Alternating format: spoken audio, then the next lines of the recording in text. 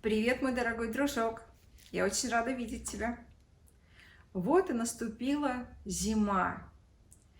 И я знаю, что у тебя уже выпал снег, лежит белый-белый пушистый ковер, и на улицах очень-очень красиво. В моем городе не так. В моем городе зима зеленая. Здесь никогда не выпадает снег, светит солнышко, но уже все равно становится прохладно, уже не так жарко, и бывают дожди, и уже хочется одеться потеплее. Сегодня мы с тобой совершим необычное путешествие. Мы с тобой отправимся в зимний лес. Но чтобы наше путешествие было интересным и запомнилось нам с тобой надолго, я предлагаю тебе подарить сегодня улыбку. Дарить это хорошее настроение и улыбку всем, кто тебя окружает. Посмотри, пожалуйста, мой Мишка Джон всегда улыбается. Правда, Мишка? Он всегда дарит мне тепло и улыбку. Со мной сегодня котик, и он тоже улыбается, даже проказничает, да? Показывает нам язык, но это некрасиво, мы так делать не будем. Мы будем только улыбаться. Со мной тоже сегодня Чебурашка, и он тоже улыбается. Поэтому давай сегодня будем с тобой улыбаться. Да, в общем-то, не только сегодня, но и завтра, и послезавтра, да? Договорились? Я думаю, договорились. Итак, мы отправимся с тобой в путешествие в зимний лес, но для начала я предлагаю тебе посмотреть один видеоролик. Он как раз нам покажет, какая бывает чудесная, красивая зима, как прекрасно в лесу, кто там бывает. Обрати, пожалуйста, внимание, какого цвета эти животные. Обрати, пожалуйста, внимание, какого цвета живая природа, деревца, кусты. Мы с тобой говорили про осенний лес, видели, какой он красивый, да? Но сейчас лес немножечко изменился. Давай поищем разницу. Но для начала смотрим видеоролик. Поехали!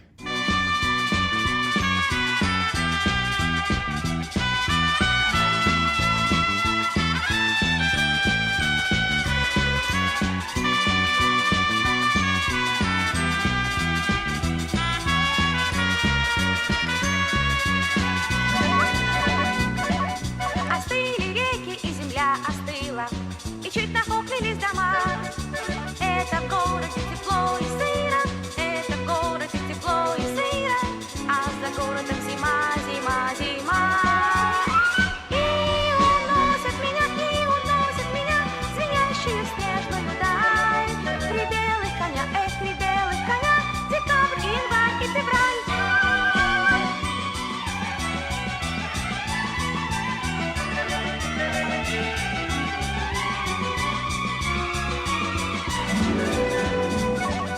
Зима раскрыла снежные объятия, и до весны все дремлет тут.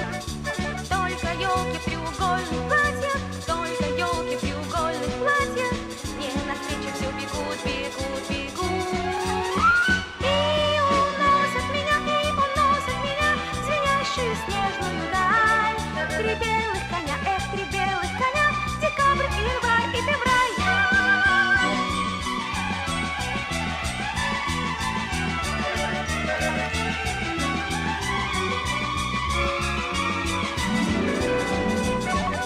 Остыли реки, и земля остыла, но я замерзнуть не боюсь.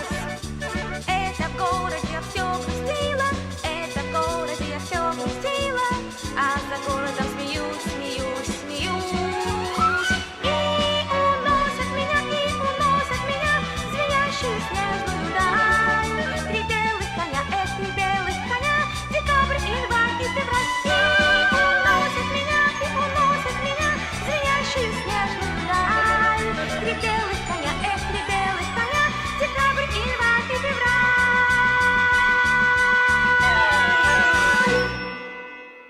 Ну что, как тебе понравилась эта чудесная песенка?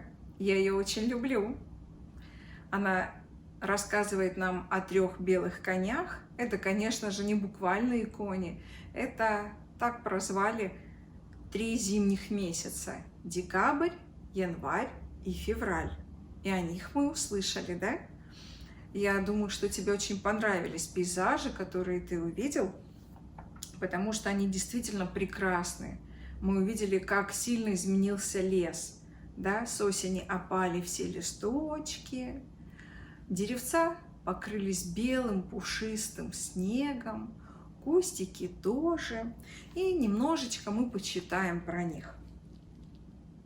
Мы заметили, что зимой становится холодно, выпадает снег, замерзают реки, они покрываются льдом. Для начала тонкий лед, и на него нельзя вставать, правда же? Уже потом, попозже, будет лед на реке очень толстый, и по некоторым рекам даже можно будет переходить, как по дороге, да? Но сейчас этого делать нельзя. И дети никогда не должны ходить по таким рекам и озерам одни, только вместе с родителями. Мы также заметили, что зимой солнышко светит, но уже не так тепло, правда? Уже не так оно греет. И солнышко выходит все реже и реже. И бывает, что нам от этого становится грустно. Но мы договорились не грустить, мы будем улыбаться. А что происходит с людьми? Люди одеваются по-другому, правда?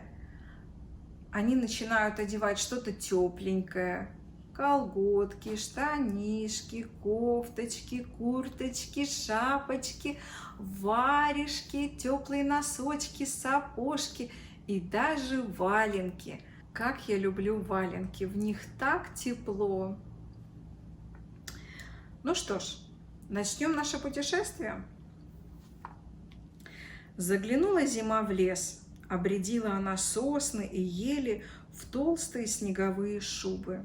До самых бровей нахлобучила им белоснежные шапки, пуховые варежки на ветки надела. Стоят лесные богатыри друг возле друга чинно, спокойно. Разные кустики да молоденькие деревца, словно детишек, зима тоже одела в зимние белые шубки. И на рябину белое покрывало накинула. Из-под покрывала гроздья ягод виднеются точно красные серьги. Наверное, у твоей мамы есть такие сережки? И рябина, она выглядит просто чудесно. Хорошо разукрасила зимний сад белая чародейка зима. Все покрыто снегом, будто пушистым ковром. Тихо-тихо в лесу, и кажется, будто бы жизнь там замерла. Но так ли это? Все ли животные уходят в спячку? Все ли животные убегают из леса? Нет, зайцы, белки, лисы, волки, ежики и даже медведи остаются зимовать в лесу. А как такие животные называются, знаешь ли ты? Домашние или дикие? Конечно же, дикие. А почему таких животных называют дикими? Конечно же, потому что они живут вдалеке от людей, и такие животные называются дикими. А домашние? Домашние – это те, которые живут у нас дома. Да? Обычно это кошечки, собачки, улитки, птички. Да? Вот тебе первая загадка. Кто мохнатый и большой, летом по лесу гуляет, зимой в берлоге отдыхает? Ну, конечно же, это медведь. Но мой Мишка-медведь не уходит в берлогу. Он зимует вместе со мной дома. Он у меня домашний. Часто медведи, которые живут на севере, они меняют свою шубку. Была бурая, коричневая, но они ее меняют на белую. Медведь – это такое большое, самое большое животное. И это очень сильное животное. Медведи – хищники. У них очень сильные лапы с большими когтями, которые позволяют медведям взбираться на деревья, также рыть землю и разрывать добычу. Медведи кушают все, поэтому их называют всеядными. Они питаются ягодами, травой, корнями, но больше всего мишки любят что? Конечно же, мед! Медведь устраивает берлогу в чаще леса. Берлога – это то место, где он проведет всю зиму. Берлога – это глубокая яма в земле, в которой очень тепло. Берлога нужна медведям, чтобы проводить в ней зиму и спать.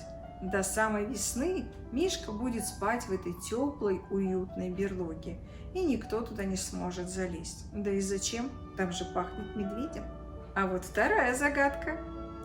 Хвост пушистый, мех золотистый, в лесу живет, в деревне кур крадет. Кто это?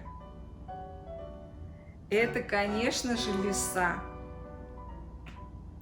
Зимы лиса не боится, в шубу теплую одевается, живет она в норке, там спит, отдыхает, а затем охотится, и даже зимой. Она ищет мышку полевую, всякую живность, хочет зайца поймать, но зимой его не догнать, он очень шустрый. Зимой лисе бывает очень трудно. Снег в лесу пушистый, высокий, и она проваливается в снегу, и ей очень сложно бегать. Летом-то она шустра, а зимой слаба. Иногда зимой лисица бегает целый день по лесу в поисках еды, а ее нигде нет, потому что зайки тоже прячутся. В какую шубку одеваются зимой зайки? Конечно же, в белую. Их очень сложно отличить от снега, и лиса не видит зайчика, да и проворнее заяц, чем лиса. А вот следующая загадка. Хожу в пушистой шубке, живу в густом лесу, в дупле на старом дубе орешки я грызу. Кто это? Конечно же, белочка. Интересно, что летом белочка бывает рыжая, но зимой она одевает другую шубку. Обычно это серая, светло-серая шубка. И ее тоже бывает очень сложно увидеть на дереве. Белочка очень красивая даже зимой. У нее очень красивая пушистая шубка, и словно маленький парашют у нее хвост. Ты знаешь, как прыгает белочка? Оказывается, с помощью хвоста. Она отталкивается с помощью хвоста. И это помогает ей прыгать очень высоко или очень далеко, и поэтому она может перелетать с ветки на ветку. А чем занимается белочка в холодном зимнем лесу? Мы с тобой узнали, что осенью белочка собирала орехи, ягоды, сушила их, грибы собирала, да? И тоже сушила и спрятала в своем дупле, в дереве, где ей тепло, и там поглубже она спрятала. И теперь зимой она питается этими орешками, ягодами засушенными грибами. А своим хвостиком она укрывается как одеялком и спит. Но она тоже выходит погулять из своего дупла, тоже бегает по лесу, собирает другие шишки. Ты же знаешь, что в шишках есть маленькие-маленькие орешки. И белочки очень любят различные орешки и семечки. Поэтому, когда ты пойдешь в следующий раз в лес, пожалуйста, возьми с собой что-нибудь, какие-нибудь орешки, и оставь где-то там под деревцем. Белочки тебе будут очень и очень благодарны. А вот следующая загадка. По снегу бежит, петляет, к лету шубку он меняет. На снегу его не видно, волку и лисе обидно. Кто это? Ну, конечно же, зайка. Это зайчик, он меняет свою шубку с серой на белую. и тоже становится незаметным на снегу, да? Поэтому в загадке говорится, что и лисице, и волку обидно. Они не могут его заметить на снегу, и им сложнее становится догнать его. А помогают ему в этом его проворные лапки. Он умеет тоже быстро бегать и очень высоко и далеко прыгать. Поэтому волку и лисице зимой очень сложно догонять зайчиков. А прятаться такой зайка может в любых местах. Он просто ныряет в снег, прячет свои белые ушки, и все, и его не видно. Он как будто бы играет с лисой и волком в прятки. Говорит: догони меня, найди меня, а нету. Но зайчику тоже бывает очень трудно зимой, потому что для него тоже еды в лесу осталось очень мало. Он любит кору, ягоды, поэтому красная рябина – это для него тоже лакомство. Он очень любит кушать ягодки. Еще, оказывается, под снегом зайчик находит различную еду. Может быть, семена какие-то остались под снегом, он может это кушать. Вот такое вот необычное, интересное путешествие мы с тобой совершили сегодня в зимний лес. Но у меня есть для тебя игра на сегодня. Давай поиграем. Я покажу тебе картинки, а ты, пожалуйста, выбирай, что мы одеваем зимой, а что нет, что нам пригодится, а что не нужно. Хорошо? Поехали! Итак, что мы одеваем с тобой зимой на голову?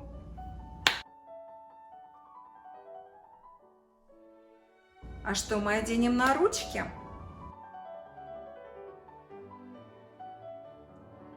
А что оденем на ножки? Что еще мы забыли одеть? Ну вот и все на сегодня. Пока-пока. Не забывай, пожалуйста, улыбаться сегодня, завтра, послезавтра и всегда-всегда. Пока-пока.